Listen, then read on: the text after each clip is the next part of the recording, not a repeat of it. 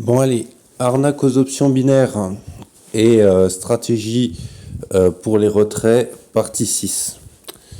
Donc pour cette sixième partie, j'ai dû pousser les recherches parce qu'en fait, d'après les infos que j'avais en contactant les gens, on avait IQ et on avait Cotex qui permettait les retraits, mais on n'avait aucune idée au niveau des limites de retrait, des temps, etc.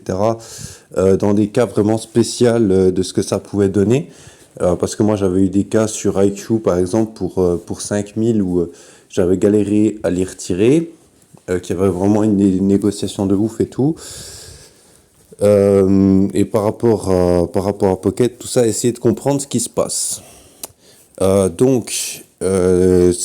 Pour avoir ces informations-là, donc il faut savoir que les gens qui donnent ces informations ne sont pas contactables facilement, d'accord, ça faut le savoir, c'est-à-dire que tous les mecs aujourd'hui qui sont dans les télégrammes qu'on peut contacter très facilement, il y a beaucoup d'arnaques, vraiment beaucoup d'arnaques, les gens ils font, ou alors qu'on peut les contacter, ils te font des discours marketing où ils te parlent pas des problèmes et de ce qui peut arriver, etc.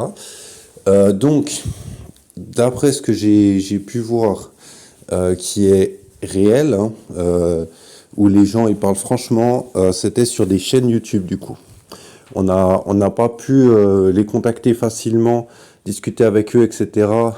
Sur Telegram. Il faut savoir que de toute façon, Telegram est très utilisé aussi pour les escrocs. Donc je trouve ça normal, ou alors ils avaient juste des canaux, mais on pouvait pas les contacter direct, tout ça. Donc pour les gens normaux, entre guillemets, c'est normal de ne pas privilégier ce canal-là de Telegram. Donc, qu'est-ce qui a pu être dit?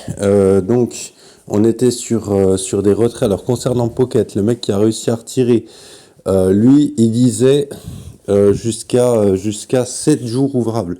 5 à 7 jours ouvrables.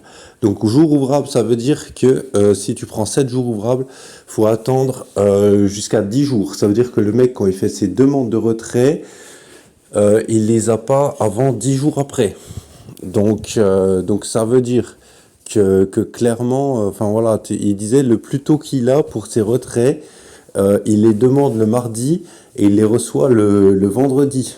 Tu vois, faut attendre jusqu'au vendredi pour une demande qui est faite le mardi, j'imagine même le mardi matin, voire le lundi soir quand tu fais ça. Donc ça prend vraiment du temps par rapport à ces demandes de retrait. Il faut en être conscient.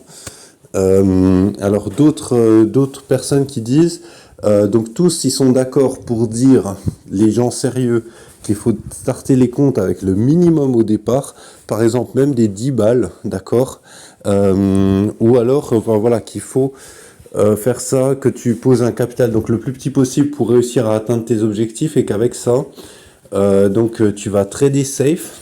Tu vas rester sur des gains safe. Tu vas pas aller chercher des gros gains. Faut surtout pas aller chercher des gros gains, ou alors peut-être en multi-compte, etc.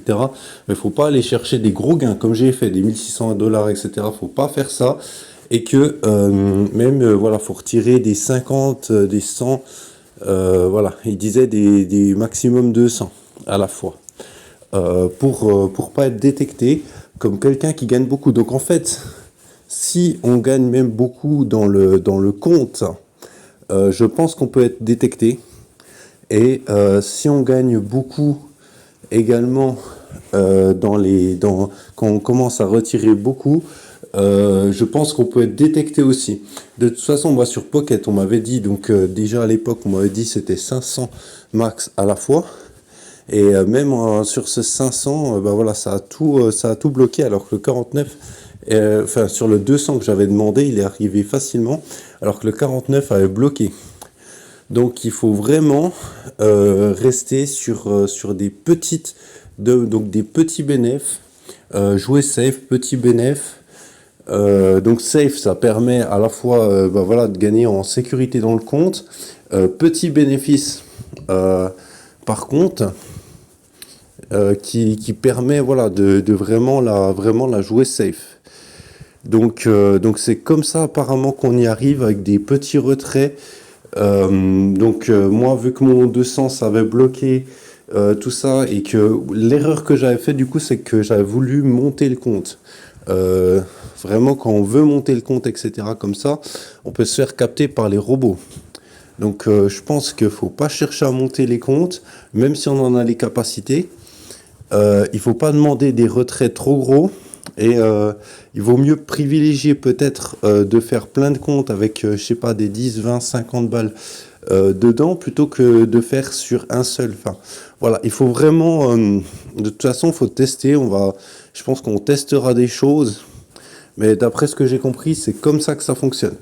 Donc vraiment, il faut pas faire autrement que par rapport à ça. Au niveau des gains, donc ce qui est sorti, hein, au niveau des retraits, les preuves de retrait vraiment qu'on a pu voir, IQ Option.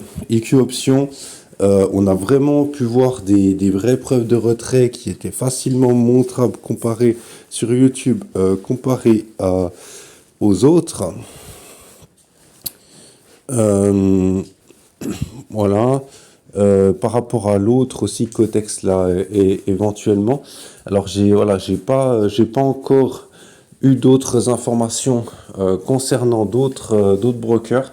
Donc moi, ce que j'ai pu voir, que je répète, hein, c'est que Cotex, apparemment, il y en a qui arrivent à retirer, mais on n'a pas voilà, énormément de preuves non plus. IQ, on a des preuves de retrait et qu'il faut faire attention vraiment au niveau des montants. Et de toute façon, étant donné qu'il y a des trucages sur IQ, tu es obligé de toute façon de rester avec un solde modeste dans le compte, que même voilà, si tu commences à bourriner, dans tous les cas, tu vas te faire capter, ça va bloquer. Et, et donc au niveau de Pocket, ben voilà, il y en a qui arrivent à retirer, mais ben voilà, ils ont dû attendre des 10 jours, etc. Donc vraiment, ce qu'ils disaient aussi tous, c'est de ne pas utiliser les robots. Je pense que ça, ils sont tous d'accord par rapport à ça. Voilà, par rapport aux vraiment aux conditions de base. Après, voilà, il y en a qui vendent, donc ils veulent qu'on passe par leur lien affilié, mais c'est normal parce que t'as des shares. Moi, je passe pas par les comptes affiliés, alors c'est pareil, ça c'est un choix que je fais, de pas passer par les comptes affiliés quand on s'inscrit, parce qu'en fait, on peut se faire baiser énormément d'argent, parce qu'en fait, ils vont distribuer à l'affilié une grosse partie, donc ça va compliquer encore les demandes de retrait. Donc moi, je passe pas par ces procédures-là. Je préfère m'inscrire sur le lien directement sans lien affilié.